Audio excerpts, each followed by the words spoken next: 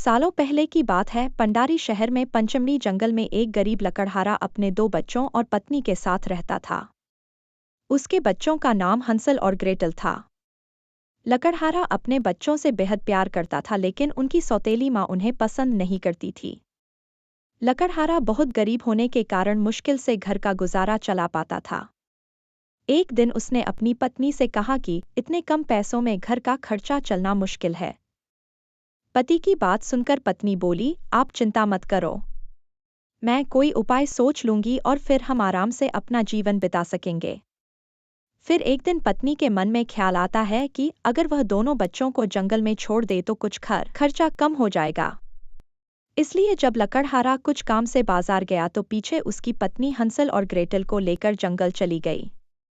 अब उसने दोनों को कहा कि तुम दोनों जंगल में से लकड़ियां इकट्ठी करो। इतना कहकर वह बच्चों को वहां छोड़कर धीरे से घर चली जाती है। अब शाम होने वाली थी, लेकिन उनकी सौतेली माँ का कुछ पता नहीं था। डर के मारे ग्रेटल रोने लगी। तभी हंसल ने उसे चुप कराया और थोड़ा सा इंतजार करने को कहा। जब चांद निकला तो दोनों भाई बहन घर जाने के लिए चलना शुरू हुए। तब ग्रेटल हंसल से कहने लगी कि हमें घर का रास्ता नहीं पता है, हम कैसे जाएंगे। तब हंसल ने बताया कि जब हम माँ के साथ सुबह आ रहे थे तो मैं रास्ते में पत्थर फेंकता हुआ आया था। अब वही पत्थर हमें घर का रास्ता बताएंगे। चांद की रोशनी के कारण पत्थर चमकने लगे थे। दोनों पत्थर को देखते देखते घर पहुंच गए। उन्हें घर आया देख माँ को बहुत गुस्सा आया। अगली सुबह वह फिर से दोनों बच्चों को घने जंगल में छोड़ आई। बच्चों को लकड़ी इकट्ठा करने का कहकर खुद घर चली आई। अब फिर से हंसल और ग्रेटल घने जंगल में डरने लगे और परेशान होने लगे। दोनों को बहुत भूख लग गई थी, इसलिए पेड़ से कुछ फल तोड़कर खा लिए।